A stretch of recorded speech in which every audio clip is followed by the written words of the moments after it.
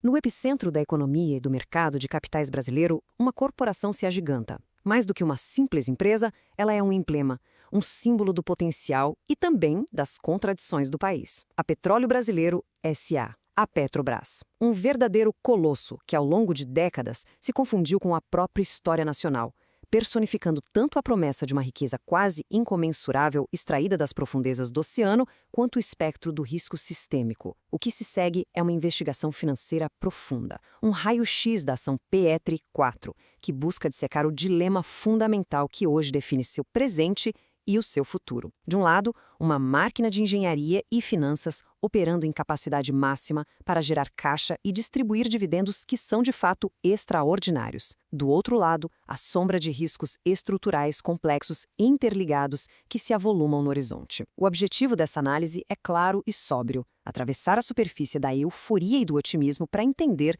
se o preço aparentemente baixo da ação representa valor real e duradouro, ou se é uma miragem, uma armadilha de valor prestes a se fechar sobre os desavisados. E a euforia, bem, ela começa aqui, com este número, 18,2%. Este é o dividend yield, o retorno em dividendos projetado por uma parte do mercado. Uma cifra que por si só parece desafiar a gravidade financeira. Num mundo onde investidores buscam retornos, muitas vezes se contentando com frações disso, um rendimento dessa magnitude funciona como poderoso campo magnético. É um farol que atrai capital de toda parte, prometendo um retorno em caixa que pouquíssimos ativos no planeta, sejam eles ações, títulos ou imóveis, podem sequer sonhar em oferecer. É a materialização da tese de que a Petrobras se tornou um dos maiores caixas eletrônicos do mercado global. Este é o ponto de partida, a isca irresistível que nos força a iniciar esta investigação. O que exatamente justifica tamanha generosidade? E a pergunta mais importante de todas: essa fonte, ela é sustentável ou está prestes a secar? E essa atração só se intensifica quando olhamos para a avaliação da empresa. A Petrobras negocia um múltiplo de preço sobre lucro projetado para 2025 de apenas 5,3 vezes, um número que, se olhado isoladamente, parece até um erro de digitação. Para a gente ter um contexto, basta comparar com suas concorrentes diretas, as gigantes americanas ExxonMobil e Chevron. Ambas negociam a quase 14 vezes o lucro. Então, a ação da estatal brasileira parece, na superfície, incrivelmente descontada. O mercado está essencialmente pagando menos da metade por cada unidade de lucro da Petrobras em comparação com suas pares.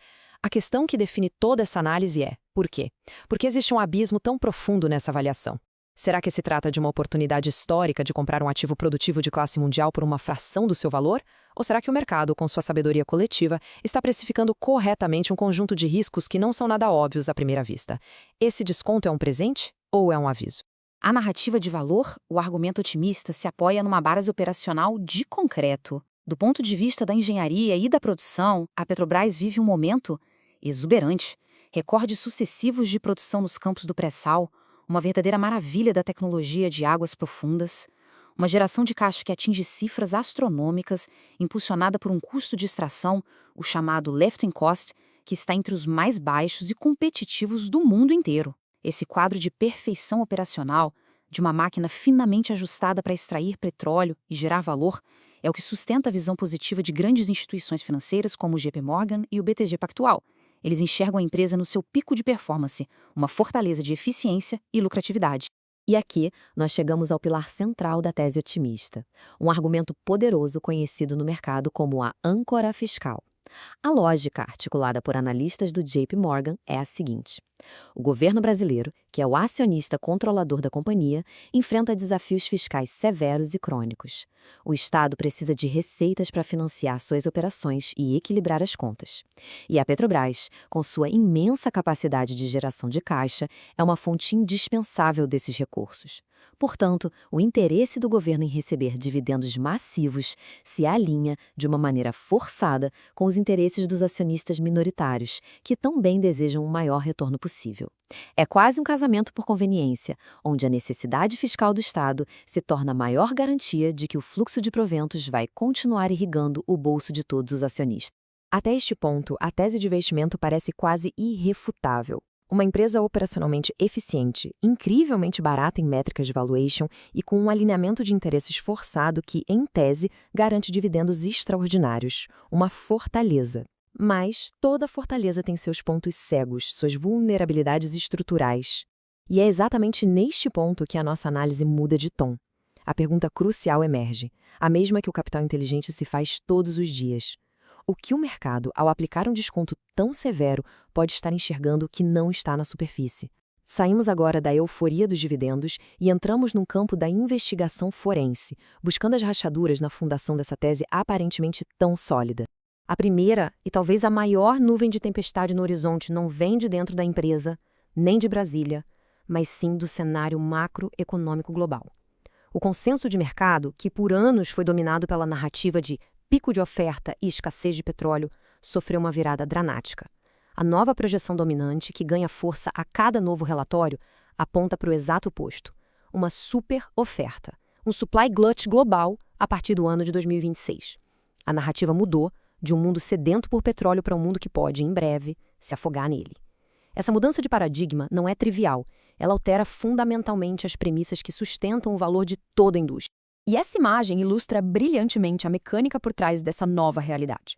A barra que representa o crescimento da oferta de países fora da OPEP, liderada pelos Estados Unidos com seu óleo de xisto, pela Guiana com suas descobertas gigantescas, pelo Canadá e, ironicamente, pelo próprio Brasil com o pré-sal, essa barra é visivelmente maior que a barra de crescimento da demanda global. A demanda, por sua vez, enfrenta ventos contrários: a desaceleração estrutural da China, os ganhos de eficiência energética e a transição para veículos elétricos. Consultorias de renome como a Rystad Energy projetam um excedente estrutural de cerca de 2 milhões de barris por dia. É uma matemática simples e brutal. Quando a oferta supera a demanda de forma tão consistente e significativa, a pressão sobre os preços é inevitavelmente para baixo. E essa pressão baixista tem um número, uma projeção que ecoa pelas mesas de operação do mundo todo. O Goldman Sachs, uma das vozes mais influentes do mercado financeiro, projeta que essa onda de nova oferta vai levar o petróleo tipo Brent a uma média de $56 por barril em 2026.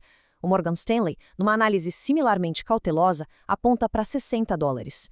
É crucial entender que não se trata de uma previsão de curto prazo, mas de uma visão estrutural. Ambos os cenários representam uma queda substancial, de mais de 30% em relação aos níveis de preços que sustentam a atual e espetacular geração de caixa e os dividendos da Petrobras. Então, o ponto crucial é este: qual a implicação direta dessa queda de preço para a empresa? Aqui é preciso fazer uma distinção fundamental. Embora o custo de extração da Petrobras no pré-sal seja muito baixo, o custo total corporativo é uma história completamente diferente.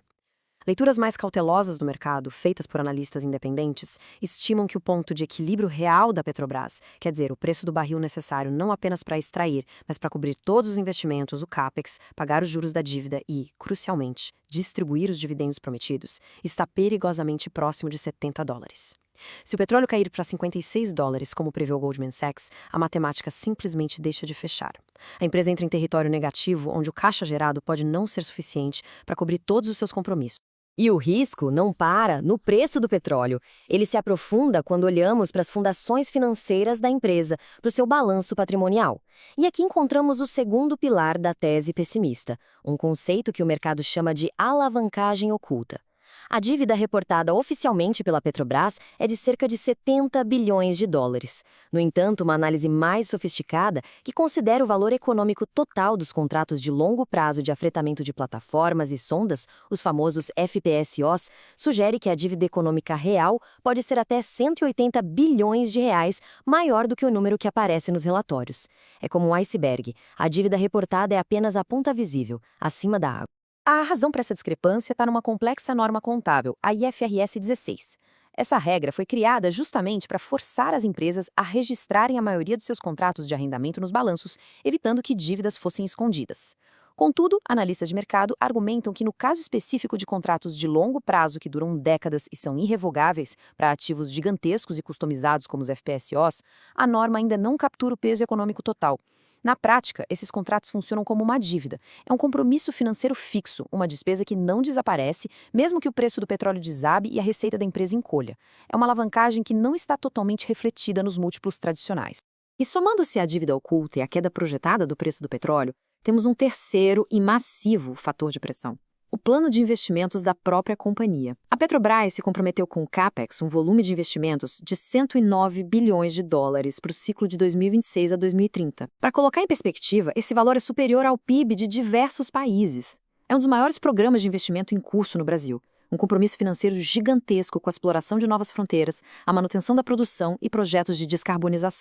E aqui, o conflito central da tese de investimento se torna cristalino e inevitável. A Petrobras está tentando fazer 3 coisas ao mesmo tempo que, em um cenário de preços mais baixos, parecem mutuamente exclusivas. Ela se compromete a manter um ciclo de investimentos altíssimo para garantir seu futuro. Simultaneamente, se compromete a continuar pagando dividendos extraordinários para satisfazer seus acionistas. E ela terá que fazer tudo isso enquanto enfrenta um cenário macroeconômico onde o preço de seu único produto está projetado para ser muito mais baixo. Historicamente, no setor de commodities, essa combinação, gastos elevados, pagamentos elevados e preços em queda, é uma receita clássica para destruição de valor. Algo inevitavelmente terá que ser.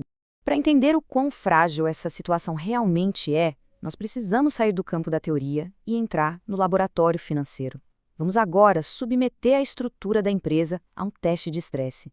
Simular como a alavancagem da empresa, aquela dívida real ajustada pelos arrendamentos, se comporta em diferentes cenários de preço do petróleo.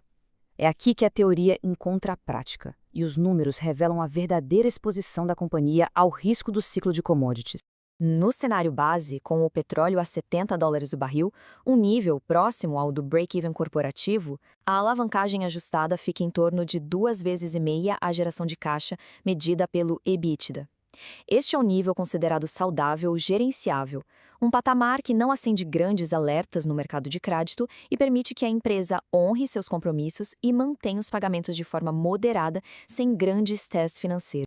Mas agora, vamos ao cenário projetado pelo Goldman Sachs com o Brent a $56. O impacto é dramático. Como o EBITDA, que é o denominador da conta, encolhe drasticamente com a queda do preço, a alavancagem ajustada dispara para aproximadamente 4,5 vezes. Este já é um nível considerado de alto risco pelas agências de classificação de crédito. É um patamar que remete perigosamente à crise financeira vivida pela empresa entre 2014 e 2015, um período de profunda reestruturação e grande destruição de valor para o acionista. A luz amarela se torna vermelha. Finalmente, num cenário de estresse mais severo, com o petróleo a $50 o barril, um nível perfeitamente plausível num grupo de oferta, a alavancagem explode para mais de 5 vezes. Neste ponto, a sustentabilidade dos dividendos se torna praticamente impossível. O risco de crédito da companhia se torna crítico. A diretoria seria forçada a uma escolha terrível. Ou suspende completamente os pagamentos aos acionistas para preservar o caixa, ou se endivida a custos proibitivos, entrando numa perigosa espiral negativa. A armadilha de dividendos se fecha. E como se o cenário base de superoferta já não fosse preocupante o suficiente, a análise de risco precisa considerar o imponderável, os chamados cisnes negros geopolíticos, eventos inesperados de baixa probabilidade percebida, mas de altíssimo impacto, que poderiam inundar o mercado com ainda mais petróleo, empurrando os preços para níveis ainda mais baixos do que as projeções pessimistas do consenso já indicam. Existem 2 grandes fatores de risco no radar global. O primeiro é o retorno pleno do petróleo da Venezuela ao mercado.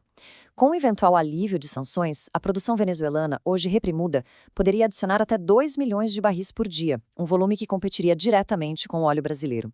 O segundo é uma eventual resolução para o conflito entre Rússia e Ucrânia. Um acordo de paz removeria o chamado prêmio de guerra embutido nos preços atuais e normalizaria os fluxos de petróleo russo, aumentando a oferta efetiva e pressionando ainda mais as cotações globais. E enquanto enfrenta todas essas ameaças externas, a empresa também está fazendo uma aposta interna de altíssimo risco. A grande esperança para o crescimento e a reposição de reservas da Petrobras no futuro está na margem equatorial, uma fronteira exploratória geologicamente promissora, mas ambientalmente muito sensível e tecnicamente complexa. O sucesso aqui é binário. Uma grande descoberta, como foi o pré-sal, garantiria a longevidade da empresa, mas um fracasso exploratório, ou pior, um acidente ambiental, seria catastrófico não apenas para o balanço, mas para o valor da ação. Diante de tudo isso, qual é o veredito?